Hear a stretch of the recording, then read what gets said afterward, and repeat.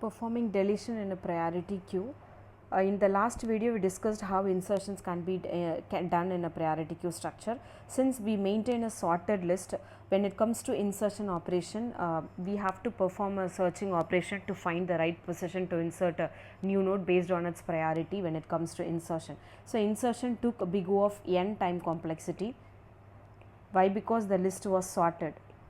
So when the list is sorted, insertion becomes tough, becomes complex, because we have to perform a searching operation to find the right position, which would take the worst case time complexity of big O of n.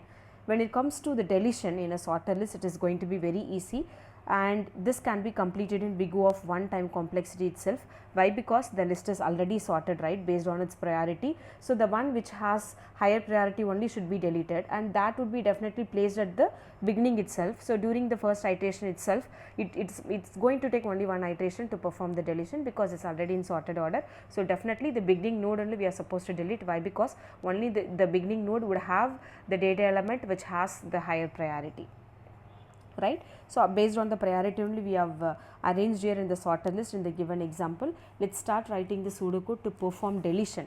So which is going to take, which can be completed in a single step itself. The very first step is we have to check, since we want to perform a deletion, only if there is an element we will be able to perform a deletion, right. So you check if start equals to null, which means if the start variable is holding the null value, which means there is no data element in the list, so it has to print underflow. Else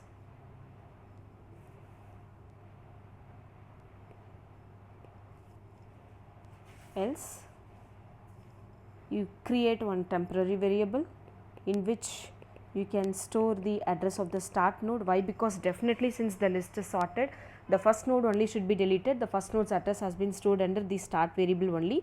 You fetch this address, you store it under the pointer variable, any temporary variable, so that you can free the space. Finally, deleting in the sense not only disconnecting so and so node from the list, also you are supposed to erase the pointer. Okay, for your convenience I will name this variable as temp. I use one temporary variable in which I am going to store the address of the start, so that finally I can free the space, because so I am fetching the address and storing it under the temporary variable. And now since I want to disconnect it, I want to delete this. Deletion means disconnecting it from the chain, right. Since I want to delete it, how this can be disconnected?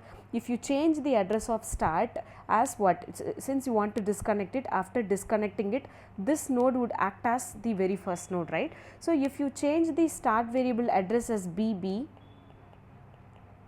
this would get disconnected, which means the starting node, the linked list, would automatically start from the node bb only. This would be not be considered, right. So how this start variable can be filled with the address bb?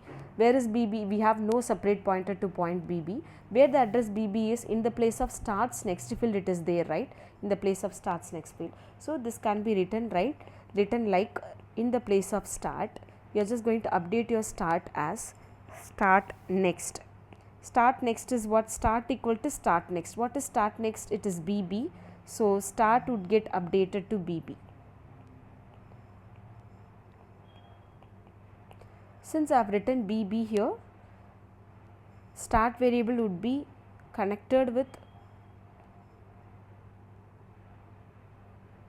bb only, right.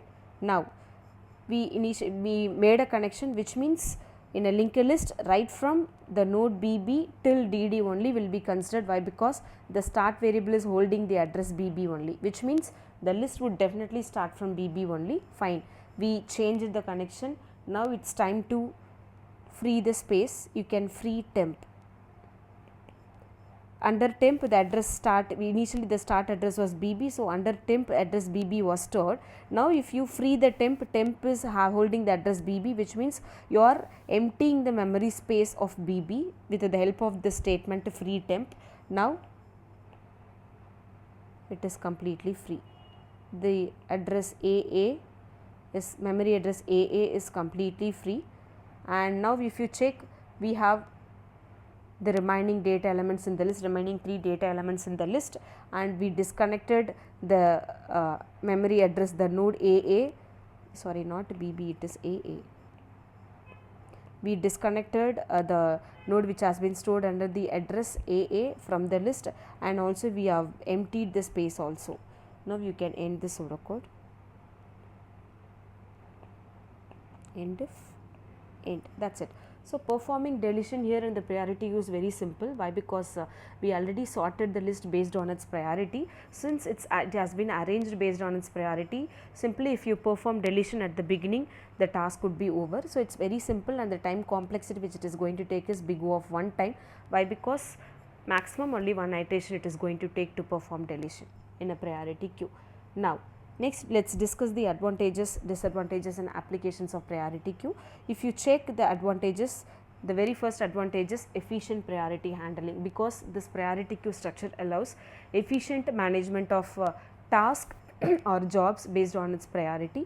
And the second advantage is it is optimal for scheduling.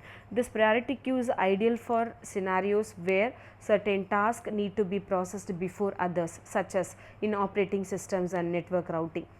And third advantage is flexibility in data management, because it provides flexibility in managing the data dynamically, as priorities can be adjusted on the fly. And the disadvantages are complexity, because it is more complex to implement and manage compared to simple queue, normal linear queue, especially when dynamically changing the priorities. And second drawback is overhead. It may incur additional overhead for maintaining the priority order, particularly if implemented with more complex data structures.